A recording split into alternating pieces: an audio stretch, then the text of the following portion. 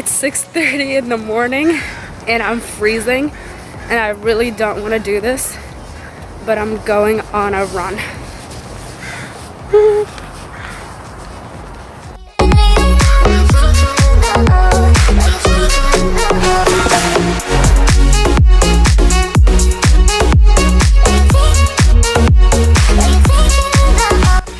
Hello my friend, welcome back to Students Ace Life. I hope you're having a wonderful day and a wonderful week. Today's video is going to be talking about a very important topic, and it's quite on time for this time of the year because the new year is about to start. 2020 is over, folks. So we're going to talk about how you can build mental strength so you could face your temptations when you're on your journey to building new goals and new habits, and not give up in the middle of the road when your strength starts to falter and you get tired and you start giving into temptation and start to procrastinate on the things you know you should be doing.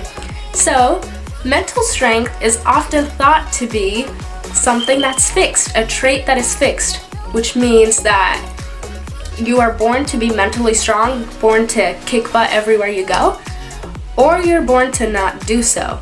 And if you're good at one thing, you can't be good at another, and if you're not good at something, you just shouldn't work on it. But that's not true.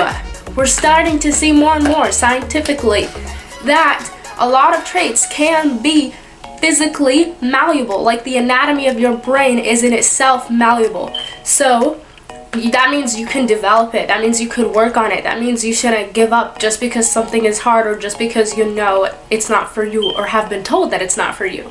So how do you build mental strength? This is what we're going to be talking about today. And if you enjoyed this video, please subscribe and like down below and comment with any content suggestions that you have.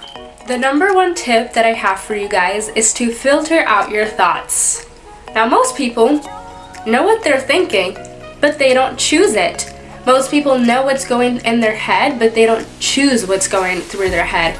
So that's not a good way to be mentally strong, because you're just falling victim to whatever thought falls in your head. And instead, you should pick intentionally. And that means you gotta be self-aware in order to choose what you're thinking and not just fall victim to whatever thought pops up. You have to choose it intentionally. And to choose it intentionally, you must be self-aware. So how do you become self-aware? To do that, you can stop several times a day. Take like mental breaks or mental pauses throughout the day and self-check yourself. Evaluate your thoughts and emotions. Ask yourself, what are you feeling? Why are you feeling that? What are you thinking? What thought is going through your head right now before you pause to yourself? And it takes a lot of energy and it takes a lot of observation and self-awareness and self-discovery to do that, but you have to do that in order to be mentally strong. And after you have observed objectively what you're feeling and what you're thinking, you should label that emotion and that thought. What do I mean by that? I mean to see what you're thinking and then put a label on it, put a name on it. If I'm feeling tired, my label should not be, I'm just so tired. Like, no, that should not be my label. The label should be, I am feeling tired. Because when you say that I am something, that's an identity. An identity is something that's so hard to break. And if you keep on saying that every time you feel tired, you are going to build this invincible wall around this habit that is going to be harder to break every time you state that identity. So instead of stating that you are something, state that you feel something or you are thinking something. That way your self-worth and self-value is completely detached from the emotion at stake. And so being an objective observer is very helpful when it comes to mental strength, because you're just objectively seeing what you're thinking and doing without putting your self-worth and self-value at stake. Then, after you have labeled the thought or emotion, you should then associate it with a positive thought or a positive emotion. So with the example that I gave you, instead of saying, I am tired, you say, I feel tired. And then afterwards, you think about it in a positive light. So so that you can get over this negativity and build mental strength in the face of things that would usually make you feel anxious or depressed or stressed or overwhelmed. So what you would say is, I'm feeling tired right now, but I can get through this. Things aren't as overwhelming as I make them to be or as I perceive them. I'm grateful for all of these wonderful opportunities that I get to have and all of these things that I get to do.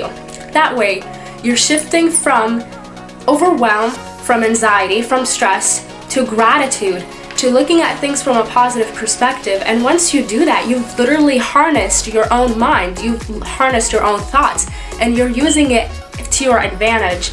And when you do that, you can be unstoppable, because then all the negative thoughts that you feel, you transform into all of this positivity, and you've harnessed its power, and you can use it to your advantage once you do something later.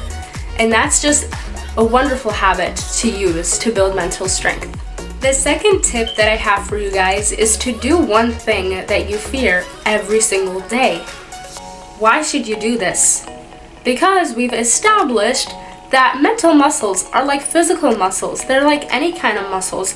In order for them to rebuild and become stronger, they have to become weaker and break apart, and then they rebuild. So how do you break apart the mental muscles? You do things that you fear. You scare yourself away. You throw yourself in the fire on purpose. Not literally, of course, but you get the point. You have to put yourself in uncomfortable situations, because your intolerance to discomfort expands the more you become exposed to it. And the more you become exposed to it, the less it affects you, the less you're scared of it. And fear is one of those things that loses its power once it's confronted.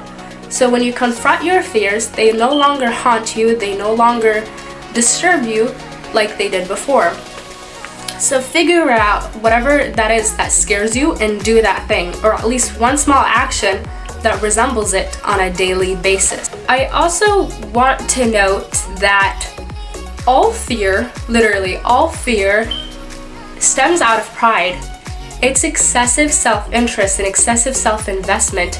You either care about what you think in front of people, like you care too much about how you look in front of people, how you feel about yourself, what a certain experience does to your self-image. And if some experience shatters your self-image, you want to avoid that experience so that you can maintain this invincible image of yourself. And that is literally pride, and it's something that is disgusting when you actually think about it, but it can also be fixed or avoided. So the way to fix that is to confront the fear by throwing yourself in situations that make you completely uncomfortable. The third and final tip that I have for you guys to increase your mental strength is to fail at something every day. Failure is such a fear for a lot of people. I personally don't think failure exists in the meaning that we attribute to the lack of success.